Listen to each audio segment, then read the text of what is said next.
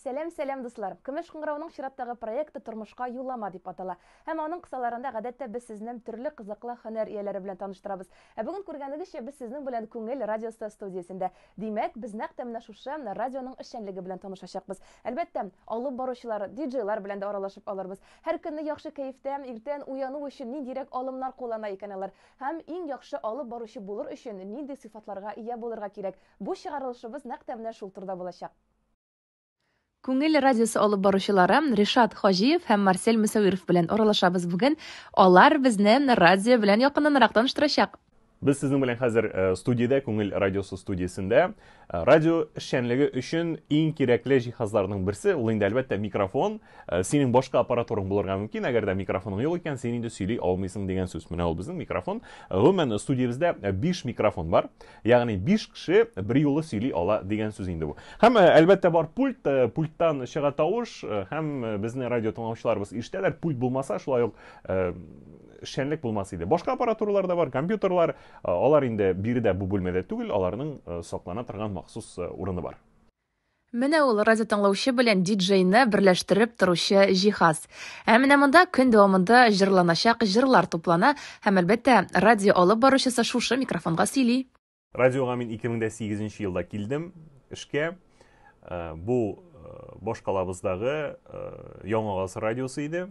2008 ел октябрь айы кастинг булды.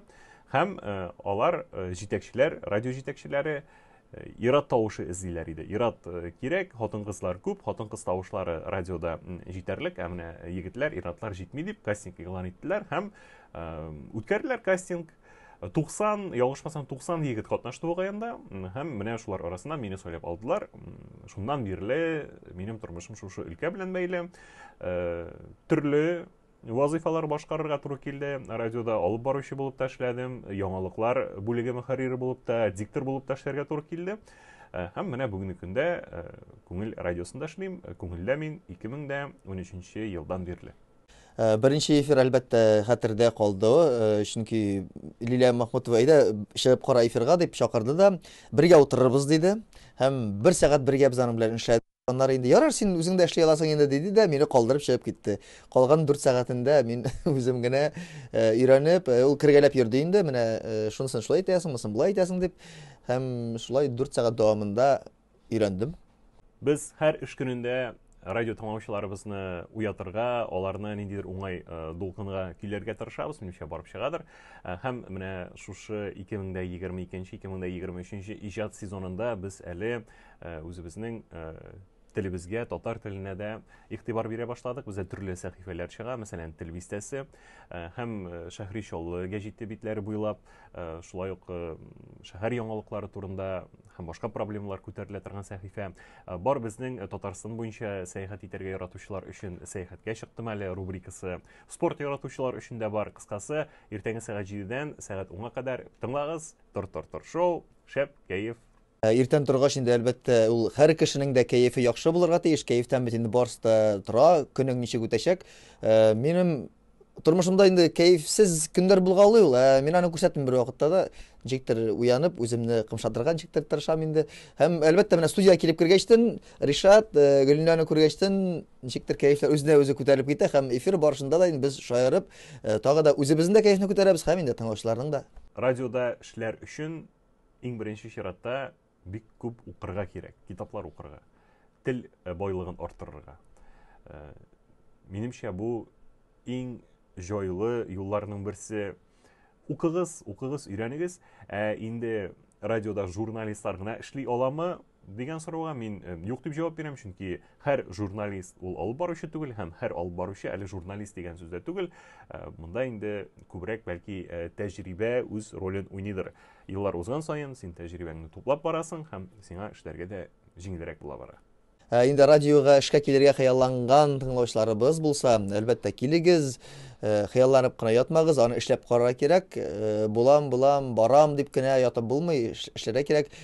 Килегез, прослушиваниелар үтегез һәм башка радиоларында тыңлап, үзегезгә ниде дә булса мәгълүмат туплап, аны менә эфирда сез ничегрәк сөйләр идегез һәм сез аның белән нәрсә әйтергә телисез, шуны уйлап, материал әзерләп килеп, эшләп карагыз. Әгәр дә син киләчәктә радиода эшләргә хыяллансаң икән, бу очракта иң мөһиме менә шушы хыялыңнан баш тартмаска. Сиңа еш кына әйтергә мөмкиндер. Сиңа нәрсәгә инде ул радио өлкәсе, сиңа кызыкмы ул, аның киләчәге бармы дип әйтүчеләр дә булачак. Әйткәнемчә, иң мөһиме үз-үзеңә җавап бирергә. Әйе, мин эшлим, әйе, мин булдырам дип. Һәм әгәр дә шулай эшләсәң, радиода эшли аласың. Монда иң мөһиме теләк. Әлбәттә тыңлыйм. Күңел радиосына тыңларга кирәк. Дөресен әйтәм, тыңлыйм. Гел машинада йөргәндә әлбәттә минем күңел радиосы тора. Кай вакытта юлда барганда күңел радиосы тотмый башласа, башка радиоларын тыңлап алгалыйм. Әзрәк инде ул дәрестә үзеңә яңа, бәлки яңалык ишетерсең, яңа алымнар. Бүген 3 февраль көнне Татарстанда болытлы һава торышы көтелә, урыны белән кар явачак. Көн дәвамында республикабызның шәһәр районнарында якынча 4-5 градус суык булачак. Хөрмәтле дуслар, сез инде бу һава торышы дип уйлыйсыздыр. Юк, һава торышы түгел, бу инде температурада түгел, бу ешлыклар. Күңел радиосы Татарстан Республикасының кайсы шәһәрләрендә, районнарында нинди ешлыклар тота? Әйдәгез танышып үтик. Әлбәттә, инде Яршалда безнең 92-дә 6 FM ешлыгында тыңлап була. Зәй якларда 88 FM, Питрәш, мәркәзебез Казан, Биектау якларында 100 һәм 2 FM ешлыгында, Балтач якларында 103 һәм 6 FM, инде Буа якларында 102 һәм 3 FM ешлыгында сез безне тыңлый аласыз. Дуслар, әгәр дә сез дә радио алып баручысы булырга телисез икән, без сезне үзебезнең көмеш кыңгырауның актив хәбәрчесе булырга чакырабыз. Чөнки бездә дә төрледән-төрле кызыклы проектлар эшләп килә. Сез бездә үзегезнең тәҗрибәгезне тупый аласыз. Төрле һөнәр ияләре буларак сыный алачаксыз.